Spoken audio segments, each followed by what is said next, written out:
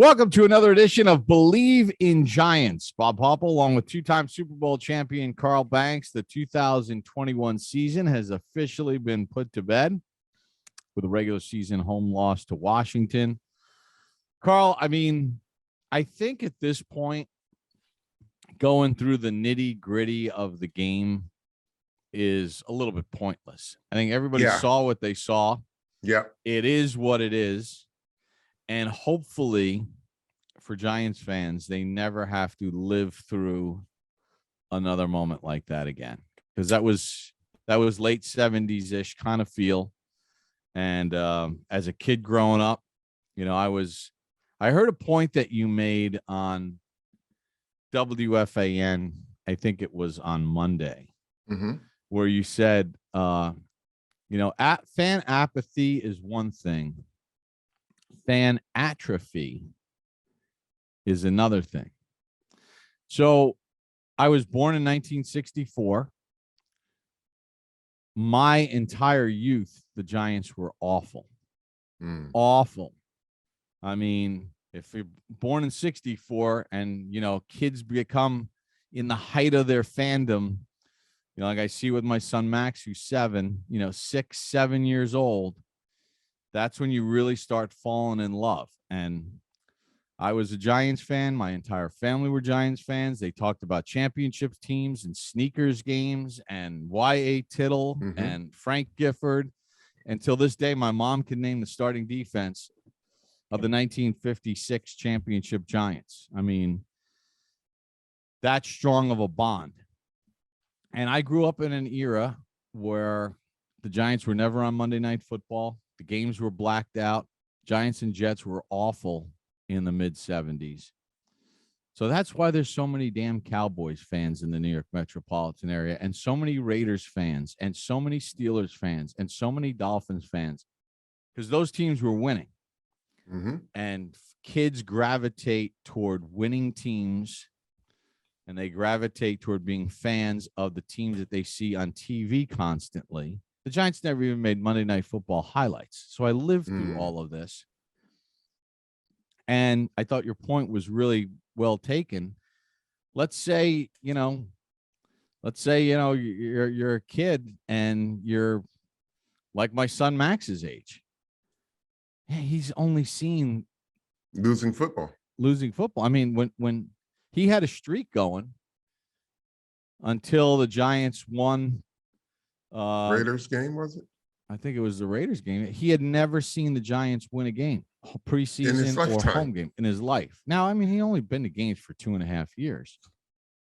But still.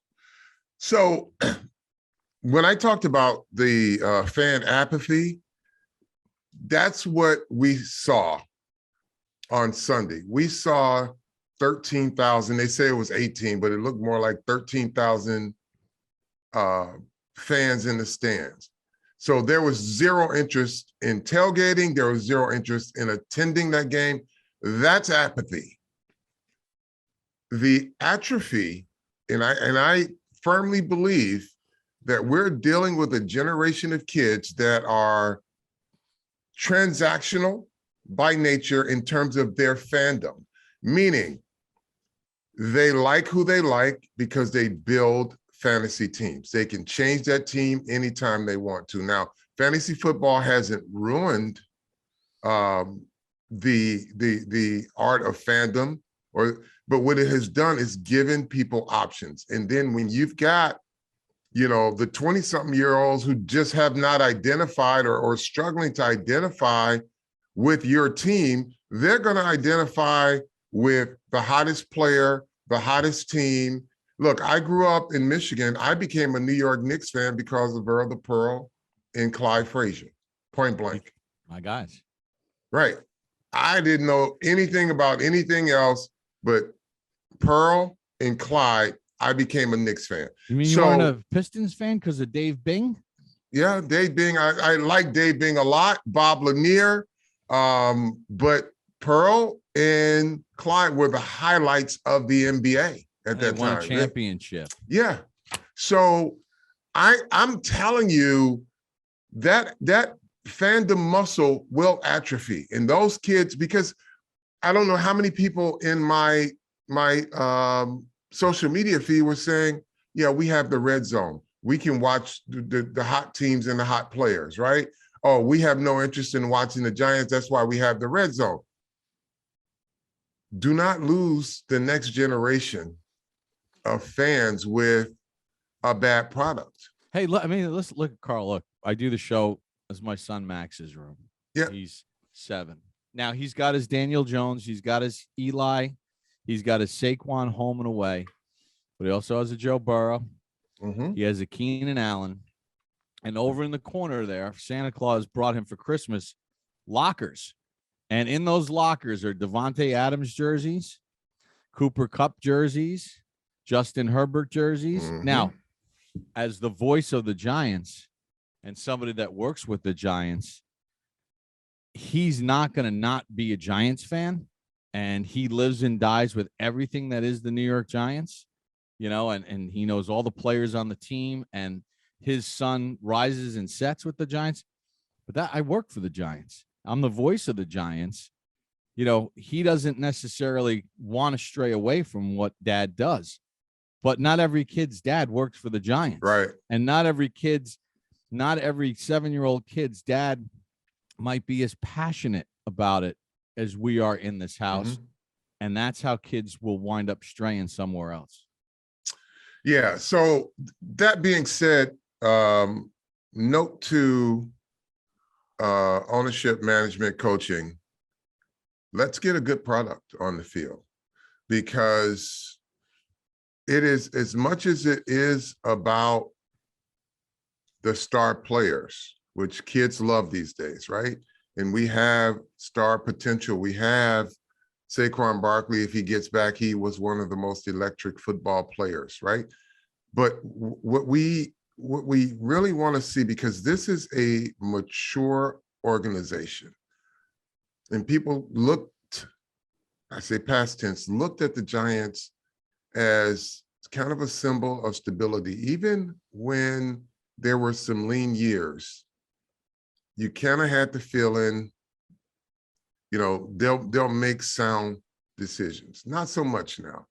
If you look at, again, the public spaces, there's no confidence that the Giants are that team, that organization that can give you the feeling of adulting in management, of making sound decisions.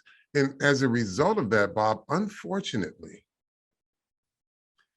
there are a lot of people getting accused of a lot of things, and that have nothing, you know, the owner's family, this, that. And look, they've taken these arrows before, but the misinformation as a result of the instability of decision-making, results on the field, leaves them open. And there are some, you know, there are a lot of unfair things being said about ownership. Again, they're used to it, so I'm not going to sit here and defend it, right? All I'm going to say is the way for that to stop is to put a sound plan in place and give people the feeling that this is a mature, stable, sober-minded team and management. You know, I say that the pictures of my youth, and that's meaning when I played for the Giants, was Wellington Mara. He was our symbol of stability. Wellington came to every practice, rain, sleet, or snow. Didn't say a lot. You knew that by the look on his face sometimes whether or not he was pleased with the team or not, but always spoke to us, right? But he was just kind of that statuesque figure. And we knew that, and I think our fans knew that we were in good hands. Again, even in down times, it was more of, what are you going to do to fix this? More so than you guys are clueless, this, that, and the other, and people putting clown faces on and all these things.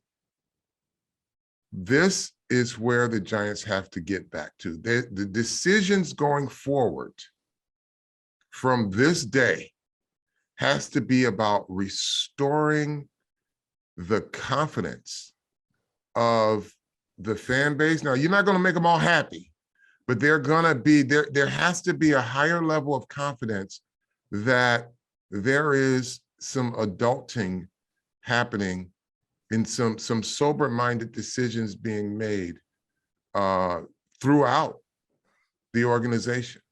You cannot continue, and I'm going to be honest with you in full transparency.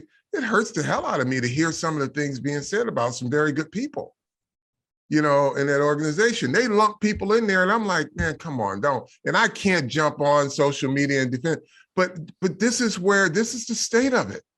People are reactionary to what they see and what they feel, and there's no feeling of a mature-minded, managed team. It is just going all over the place. And that's why, when you go, two and done with your coaches, and you got crappy personnel, and there's no sense of stability, that's what fans divert to. They become the fans that just have never felt like they had their team in good hands. And that's something they got to get back to, because, I know that this ownership cares. It bothers them, right? I know they want to operate with integrity, and they do, and they try their best to do that. Have they made bad decisions? That happens, right? Every team does. But there is always the feeling that at some point it'll get right, because either you had a strong-minded coach who would get the ship right, or you had management that will get you the right players, and somehow it worked out. Right now, there's just a feeling of instability amongst the fan base, and they don't know. They don't know that Joe Judge talks tough and his teams are supposed to reflect that. Does Joe Judge even know that, when you talk about the Giant fan base, they ain't all blue collar either. Yeah, you reflect an area, but this area's got a lot of your Wall Street. Wall Street. You got, I think Eli just joined a hedge fund. So those are the guys that are buying the $500,000 suites, right? So Joe, you got to appeal to both. And the only way you do that is through the product on the field. The product has to reflect, yes, it reflects the core of the essence of what Giants football is about, right? The everyday working man. Like, you go to the diner, yes, that is the essence. But there's also a level of sophistication also. Not that, your everyday blue collar guy isn't sophisticated. They know football just like the other guy. But you got to appeal to not only that, but there are the people, because there are people in the office that are responsible for selling $500,000 suites, $1 million suites, and you got to care about that too, because that is why your salary goes up, player salaries go up. You got to make sure you appeal to every phase of that. And so you've got to make sure that this team, don't talk it from this point on, show it. Show people what you say you are. So show people, and I'm talking about the team, not just Joe. Show the fan base that if you believe in what they're doing systematically, then manifest that into some wins. So I think, Carl, a step in the right direction has already been taken in the sense of this list that they've put together. Now, the list that is out there with the potential candidates to be general managers, none of them really have any ties to the organization, having worked there in the past or anything like that. It's a very strong list that they've put together. That's just the list of names of people in which they've had to request permission from teams in which those people are employed. And then I'm sure there's going to be some others that maybe they've already reached out to. It doesn't become public knowledge because no request has been put in. Look, I'm going to say something, and you know how this goes with whether it's this show that we do, Believe in Giants, or it's anything that we say if we're being interviewed. There's going to be always a segment of the fan base that is so angry and so skeptical that they say that, you're just carrying the organization's water.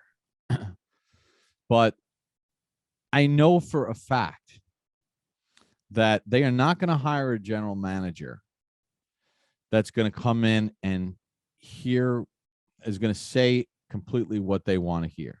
Meaning, as far as the head coach's future is concerned, I really do believe that they are going to allow the general manager to do his own evaluation, whoever it is that comes in, and then make a determination.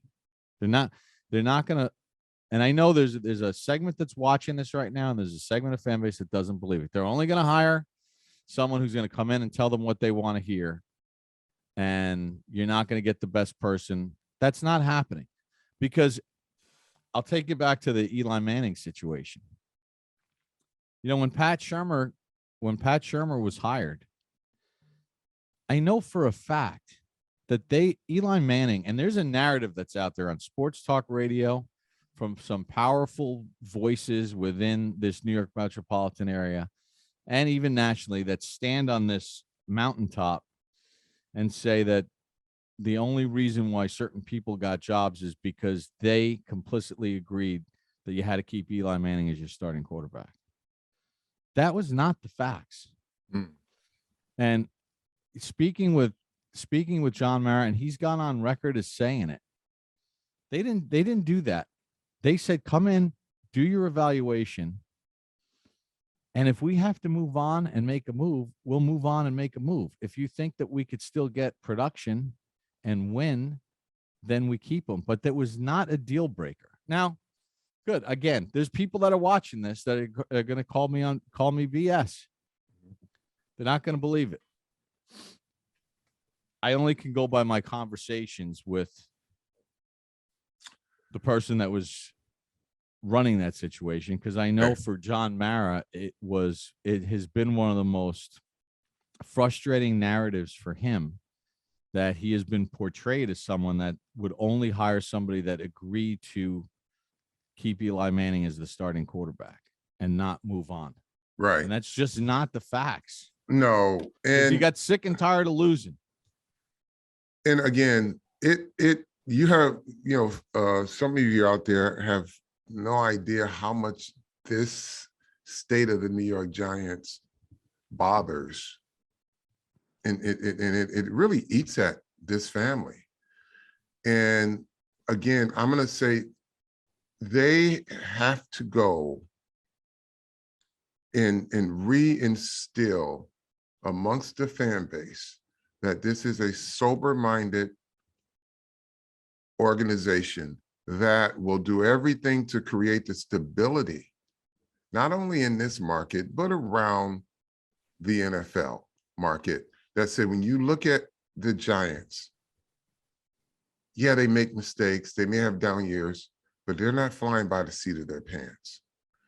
And they make sober decisions. Again, they're not all right, but you just get the feeling that there's sound minds in the room. Now, and I say this, and this is why I'm so happy that the Giants have this list that's out. I don't know who put it out, right? But they are now in the information gathering business. They are going, there's a whole list of people, and we'll have some people to talk about this in a minute. But in doing so, they get to understand from the folks that they interview philosophies on personnel, philosophies on injuries, philosophies on coaching. And I said something yesterday on Monday on local radio here. And I hope people didn't misinterpret it when I said the least of a general manager's problems when it comes to taking this Giants job is the head coach. I didn't mean it that he should be saddled with whoever he wants.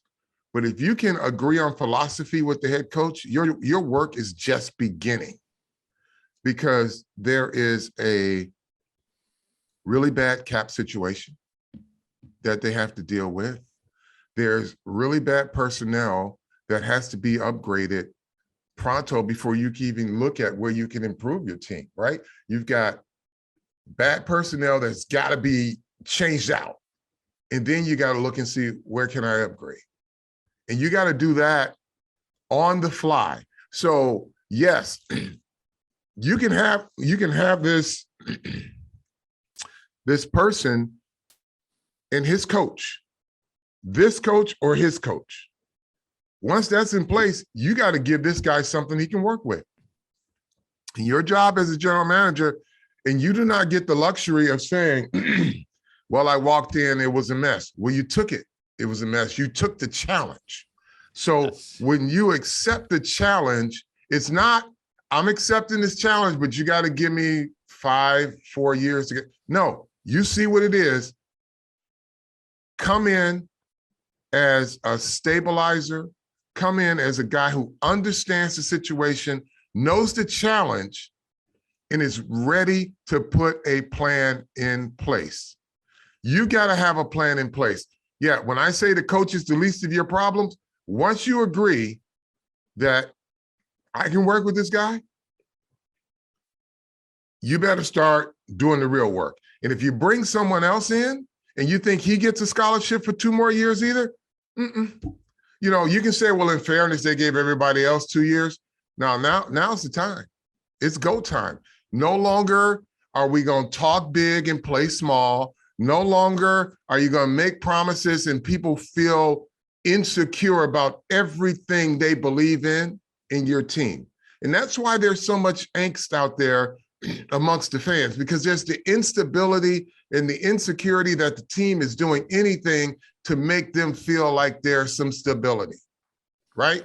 Lean times, fans understand. Instability, it makes them crazy. So you're coming in, whoever that general manager is, you're going to talk to this coach. And if it's another coach, everybody better be clear-minded. This is not the training wheel's job. It's a mess, but you don't get a chance to say it's a mess in 2 years and go behind. We already know it. You said everybody who's going to look at this organization and come in and take the job, you can't whisper to somebody, well, it's a mess and it's going to take me a while to clean it up. You better know right away what you're doing, what you're inheriting, and have a plan to clean it up. And that plan can't be 4 years down the line. Right. You don't get a full college scholarship to do that. Yeah, now is the time. And I think anybody that's going into this is coming in eyes wide open, but also realizing that you do have stable ownership. I mean, it's not like ownership, the Mara and Tisch family are going anywhere. You have an owner that will be out at practice and whatever to lend his support in what you need as far as infrastructure, because they certainly are willing to do whatever they need for football operations from an infrastructure standpoint to make it as good as it can be. And whatever changes have to be made, they will continue to do that. And this person's going to come in and yeah, you're 100% right. Come in eyes wide open. You know what the job is. You know what the situation is. You know what the cap is. You know what the roster is. Come in with a plan, though. Well, because I think that's you've got to restore the feeling that you can stabilize what we have and improve. And that goes for the head coach too. Now, the one thing that I do like about this list is that it is broad. And this means that there's going to be a lot of information coming in, and not, people always accuse the ownership of only seeking the counsel of those close to them. What it looks like now, they're getting information from a lot of different places, and that should influence some broader thinking. right. All right. So should we bring in our guest here, the Biz? Yes, the Biz. Nobody beats the Biz. Giants Insider newspaper podcast. The Biz joins us here on Believe in Giants. And by the way, fans, you want a 50% welcome bonus on your first deposit with Bet Online. It's really simple. Promo code is Believe, BLEAV. Believe, Bet Online, where the game starts. Fastest, easiest way to bet on all your favorite sports. He's being introduced with a promo code, Believe. How are you doing, Biz? Glasses. What's up, Biz? I give it the glasses, Carl. What's up, Bob? What's up, Carl? How you doing? All right. So Believe, that's the promo code, 50% off the welcome bonus. And do you believe, Biz, in this list that's been compiled? Well, it's, most of the list is what you expected, and you have to believe, and they've done some good things. Adrian Wilson was a little bit of a surprise, but he's obviously a rising star in this league, business-wise. Do I believe in it? Yeah, somewhat, Bob. But there's a few people I would like to see added to this list, in my opinion. If you want to get into it, I'll start getting into it. That's why we're having you on. Well, I feel, look, Carl, Bob, the word culture is used a lot in this building, around the locker room. We heard it from day one when Dave got here, Gettleman. And we hear it now with Judge. We heard it with Sherman, all that. And yeah, you need that culture to get that winning organization, getting that team going. But I feel, guys, culture, well, that needs to be changed in 1925 Giants Drive. And look, John's going to go outside the building. We all know that. And that is not a knock on Kevin Abrams, which it bothers me, guys, when I hear Kevin Abrams, being compared to this bad guy. He's all that. Kevin Abrams is a real bright guy. He's a real smart football guy. He's adding stuff to his resume, personnel, and all that the last few years. And he's going to be probably a GM in this league, but he came along at the wrong time. This organization needs an outside voice in the worst way. Somebody that comes in this building and changes that word everybody loves to use, and that's culture.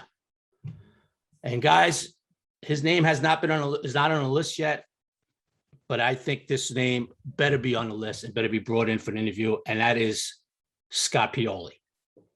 Why is that, Chris? Oh, he hasn't been in the league in 10 years. He hasn't been a GM. Well, I'll tell you what. Wait, before you do that, full disclosure, and I think everybody who's listened to our podcast know, I've worked with Scott. I consider him a personal friend. Okay. And yes, I favor Scott, but I want the Giants to make a great decision, not a good one, a great decision. And all the things that you've just mentioned, I'm going to co-sign, but I'm telling you right now, why? Because I know him, I know his work ethic, but also people, and I don't know if this is something that you'll get, but I can fill in some blanks. But people should get to know Scott Pioli. Come back and listen to our last pod, right? But I'm going to be fully transparent here. Right. It's the other pod. It's not the Believe in Giants podcast. It's the Papa Banks podcast that we did, I don't know, 2 months ago or whatever, 3 months ago. Yeah, but I'm just going to be upfront and just say Scott Pioli is a personal friend. I know his work ethic.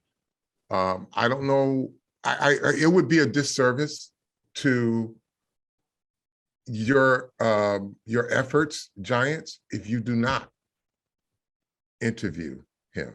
I can't tell you who to hire. All I want is what's best for the Giants.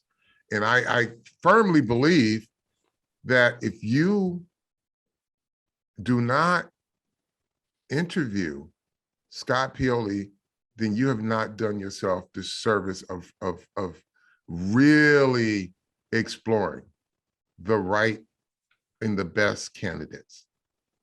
So I wanted to put that on record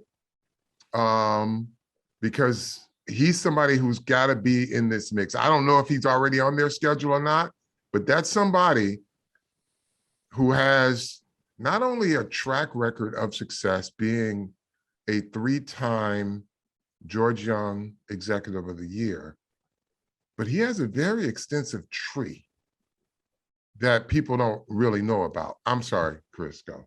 Well, that's all I got. Some of the people on the Giants list right now of people that they've had to ask for permission for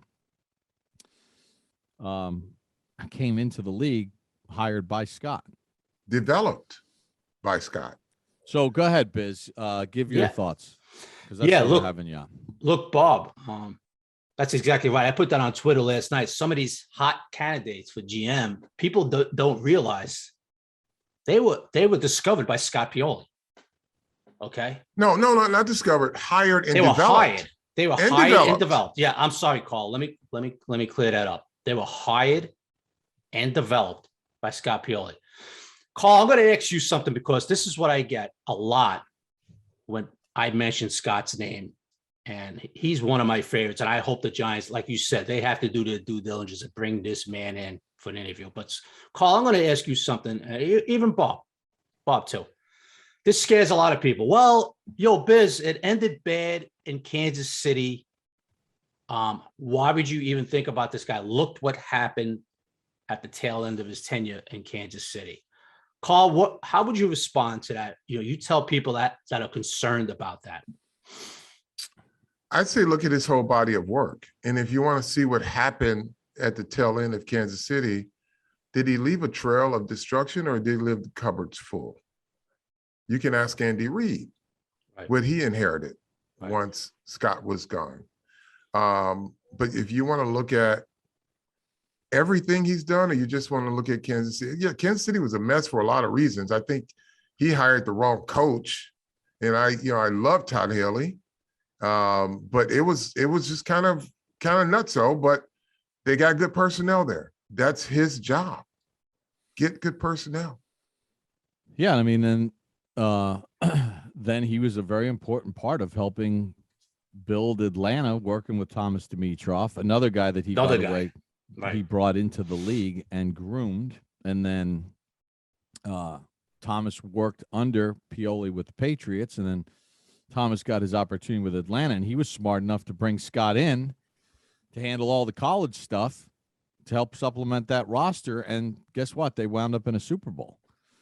So, yeah, I mean, not to hearken the Belichick stuff because there's other examples, but you don't look at Bill Belichick and define him strictly by Cleveland, right?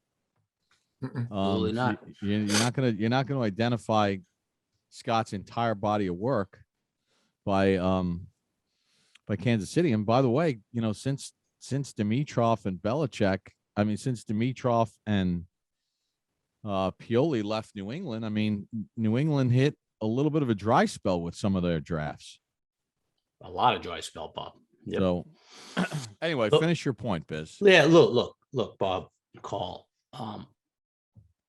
Scott will be a guy that will come in that building and change the culture. Now, you can't just fire every damn scout 2 months before the draft and all that. But what Scott will do, he's going to come in there and he's going to start bringing his people in. And mainly, he is going to spread his philosophy to his scouts. This is the type of player I want. Do not come in my office with a project. Guys, I do not view as a type of football player I want. When these scouts come to Scott in his office and they look at a college prospect, okay, it better be what he wants. Now, He when will you say what he wants, obviously that has to be aligned with the system and the coaching also, because you Right. can't have a disconnect. If you want one type of system and the coach wants something else, you can't give him players that he doesn't want. You know, that was the old Bill Parcells. If you want me to do the cooking, help me do the shopping, or let me do the shopping. Well, if you're going to be doing the shopping, make sure that you're aligned with who's coaching.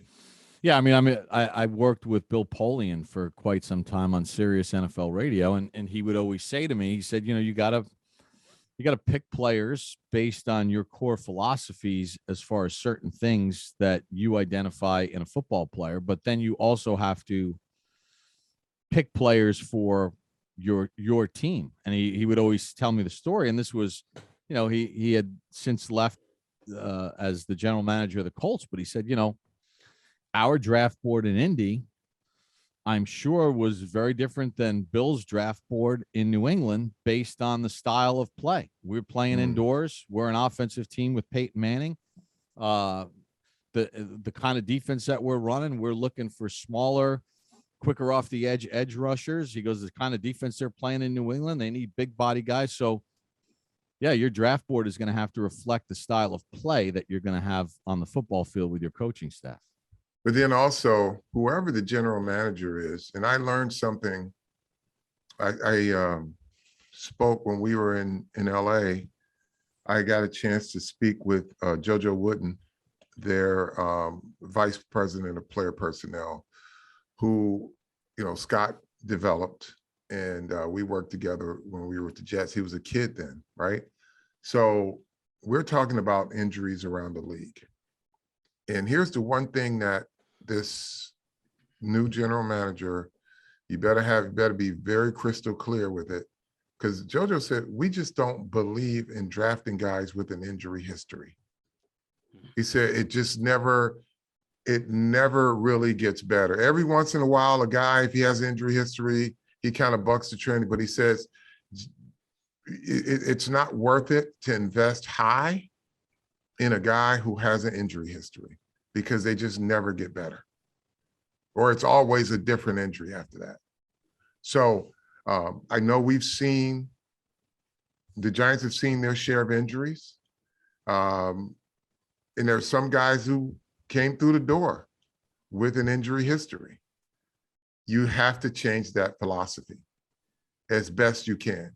If you're picking players out of college, might be a shiny toy and it might look good, but it ain't never on the road, then that ain't the one you want. Because right now it's a risky proposition with healthy players. Jackson in Baltimore is your franchise quarterback. He's missed 5 games this year due to injury. And I don't think he had an injury history. So if it's a risky proposition just keeping your healthy guys healthy, think about the guys who come in with injury histories. Now you add that to the mix, now you've lost your supporting cast. So you got to get as many guys with strong injury histories into your organization than not. He runs fast, he makes people miss, or he's a physical guy. He does this, he does that. How many games did he miss? Did he practice in college? Why didn't he practice in college? Well, was he nursing something? All of these things have got to be laid out for your scouts and your talent evaluators. First thing you want to know is, give me injury history, because the Giants have been decimated by it, and you want to give them the best chance to have success by giving them healthy players. You know, you've got those are the philosophies, no matter who it is, that general manager has to instill in their scouting. Again, JoJo Wooden, Chargers, developed under Scott Pioli. So during his formative years, that is how he learned to evaluate talent. And look, Carl, obviously, you know, we all want what's best for this organization. And this is going to be a huge hire coming up. And we all hope they get the right one. That's our goal, right? Because what they have done in that building the last 10, 11 years has not worked. And this is all I'm saying about Pioli is that this is a man you have to bring in. I'm sure he wants to get back in the game. You know, I'm sure he's be very interested. He's a Northeast guy. You know, he's from the area and all that. To me, like you said, Carl, it would be not, I'm trying to use the right word, but I don't want to say, you know, but it would be a mistake, Mr. Mara, if you do not bring this man in and see what he has to say, because not only does he have an unbelievable history in drafting, okay, but his free agent signings, Carl, the trades he made when he was with Belichick, don't forget, he was part of the trade for Wes Welker. He was part of the Randy Moss trades.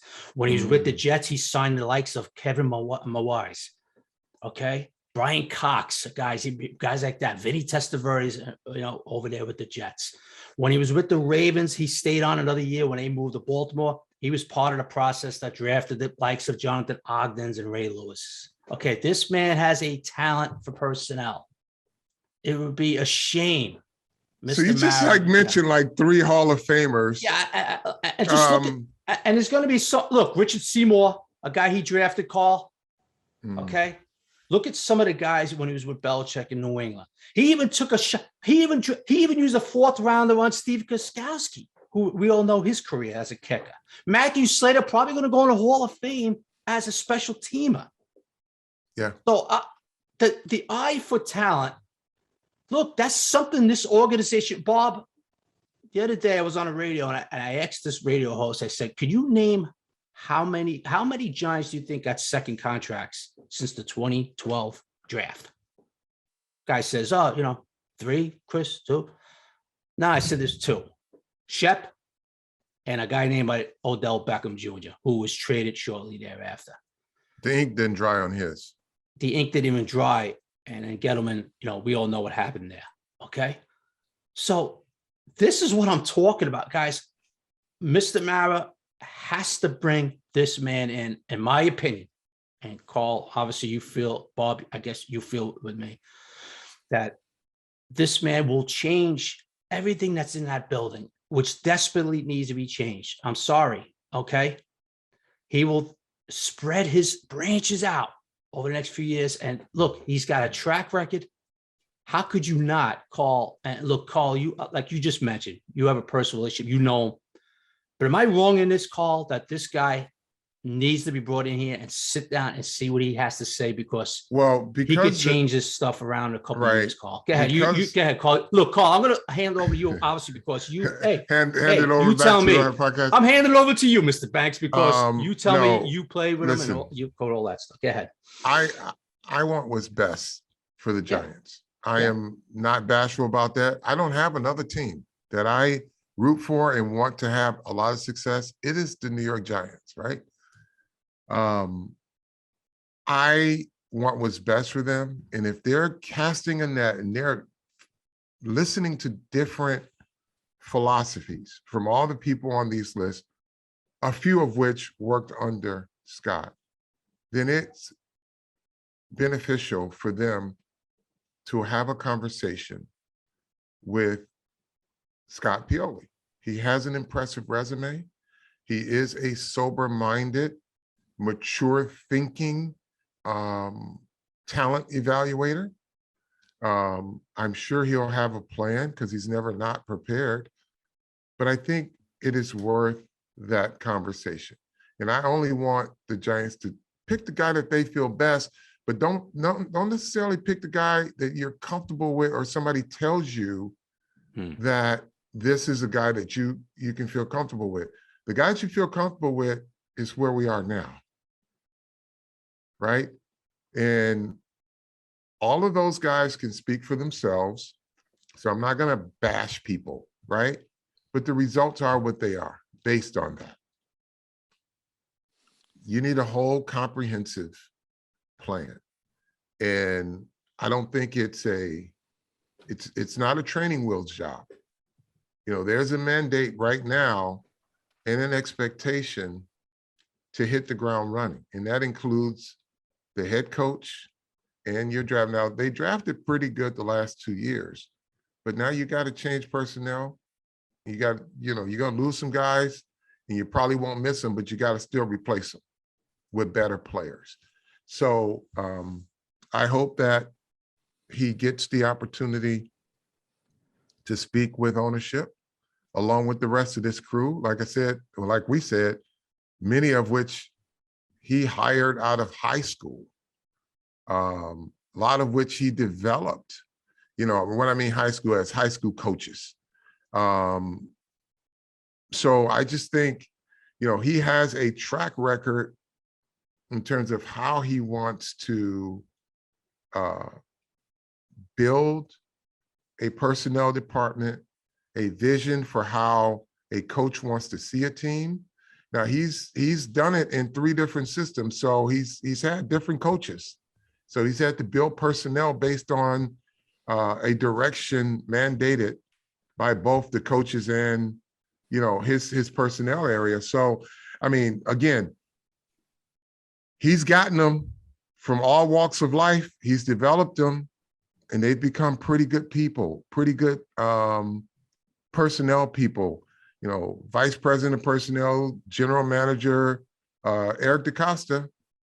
He was, Yep, that's a Scott's guy. Trinity line. I think it was Trinity. He was a coach at Trinity, right?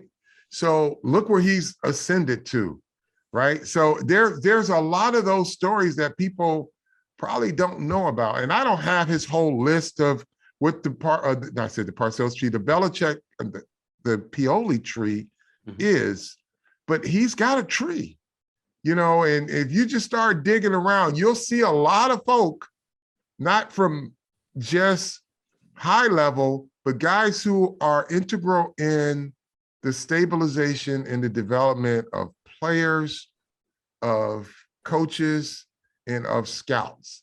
So I think it's just, he's a guy that you need to have in the room. When I run my business, I had to hire a new executive vice president for one of my divisions.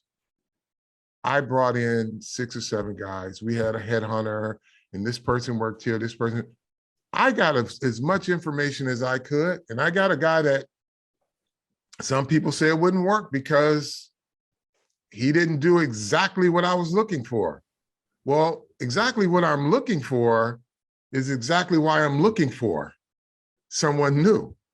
You know what I mean? So I needed more information. I need a different train of thought to help me develop a new division. I don't want it to look the same as it has looked. It needs to be different, and it needs to be moving in the right direction. So as business people, we have to bring in bright minds, some of which we agree with, some of which we don't, but then we learn from talking to bright-minded people, even if it doesn't work out. So Biz, yeah, just kind of in wrapping up here a little bit, what is the what's the timeline, do you think, here? To hiring a new GM? Yeah. I mean, because you got Senior Bowl coming up. I mean, you got while the teams are going on into the playoffs, the fortunate 7 from each conference, 2022 season starting for everybody else. Yep. Yeah. So the Senior Bowl is what, Bob? February 1st, right? Or February 4th, right around there. So do you get any sense of what a timeline is? 2 weeks tops. Okay. You like the list? I like some guys on the list. Some guys, look, I'm going to be honest. I really don't know much about them. Look, Monty Ossenford obviously is a hot name that Scott Pioli hired. Well, Rick Smith, it should be on their list too. If Monty's on their list, Rick was pretty good too. Now, Rick is the one who built that Texans team when JJ and those guys were there. So yeah. I mean, look, I like some of the guys, and list some guys are like, well, I really don't know. Bob. Obviously, you just see what what they're doing now and what they've done. But it's a wide look. Mara's bringing a lot of people in, man. That's a good thing. which is like you just said. Yeah, Carl, I was just going to say that very well. Very well said. That's a very good thing. Bring in different people, get different philosophies, sit down, and all that. So, Bob, with the Senior Bowl coming up and all that, to me, you got to start wrapping this up in a couple of weeks. I don't know how you feel, but well, here's the other thing too. If that whoever that general manager is they go through this process, you do run the risk, the longer this takes, not only on the personnel side, but if you decide, hey, look, I'm going to meet with Joe. I don't like Joe Judge. I want to replace him. Well, what do you replace them with? Yep. Because a lot of the quality candidates that they're probably jumping on jobs in the next 2 weeks too. Yep. So finding the right marriage of personnel and someone who can align with a head coach, the right head coach, because like you can bring your own guy in. If he ain't worth a damn, then again, unfortunately for them, the pressure's on today because everybody is fed up, right? So if you can align with the existing coach here, and this coach also, let me just say this coach has to also be able to receive information, know what he doesn't know, or know that there could be a different way. Because clearly his lack of oversight on the offensive side of the football tells me that information and how he manages information from week to game day, there's a disconnect. So he's got to be able to receive information too. So, but that's a whole nother podcast in terms of, how can Joe Judge improve? Should he? Yeah, stay? I mean, and it's still deciding, right, Carl? Right. I mean, look, Joe's meeting with Tish and he's meeting with John next few days, and that's not even decided yet. Right. But there's, again, the quality candidates out there for this type of job. Go ahead. Let me ask you this, Carl and Bob.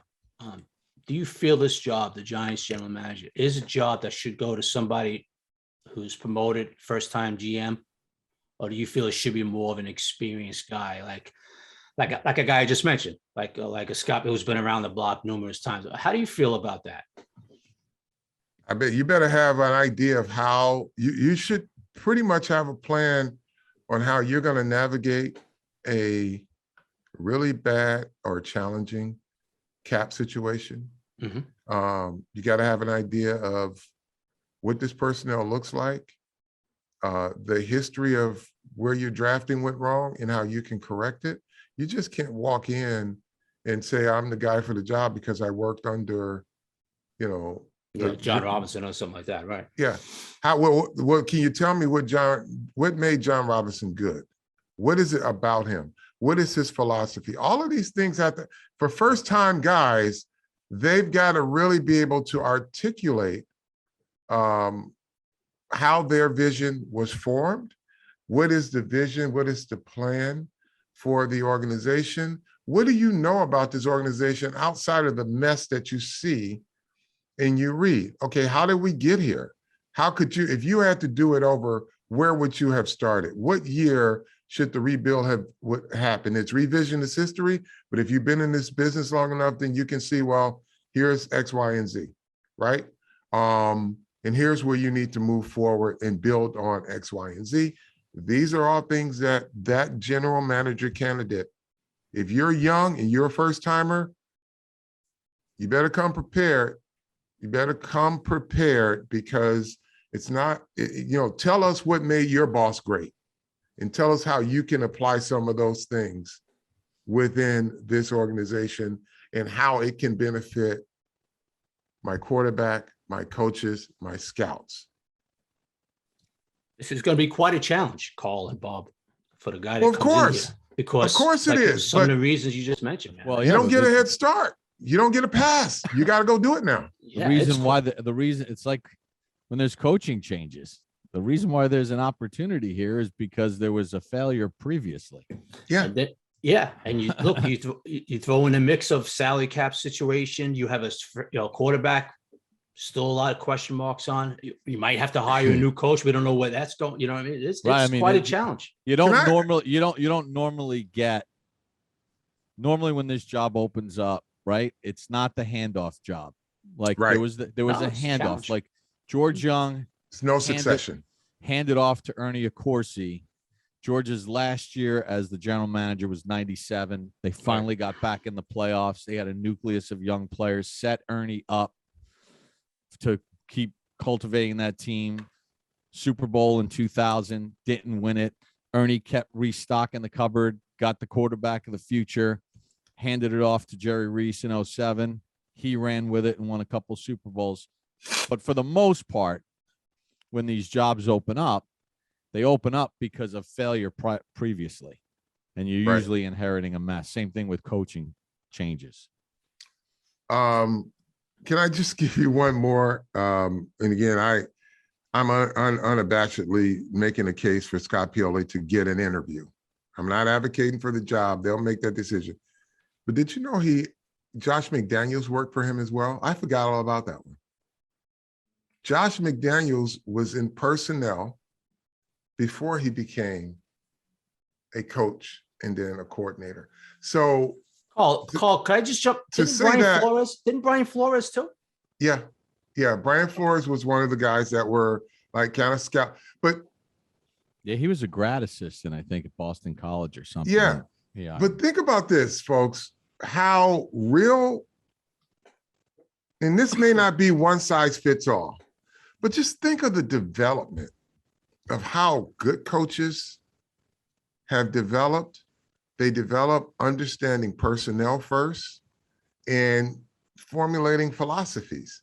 Like, nobody's going to dispute that Josh McDaniels is one of the best play callers in this game. I mean, and he adjusts based on, what's available to him. But just the fact that he actually worked under Scott as a scout / personnel person, talent evaluator, that says a lot, but that's just some of the branches on the tree. And again, I don't know if they have him scheduled for an interview.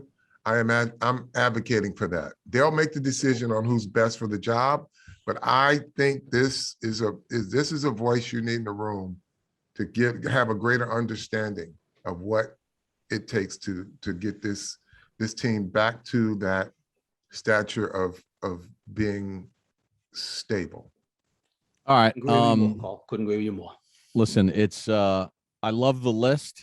I mean, I don't know really any of these guys. I mean, honestly, I don't really know them. I just know of their resumes, what I've read about them, and that they're very well respected so far, the list that they compiled. And again, the list that we're seeing is the list of people that they needed to get permission from other teams to talk to. So they might already be talking to other potential candidates that they did not need to get permission from, who are out on the street. All right. Well, we're gonna have to revisit this as we move forward.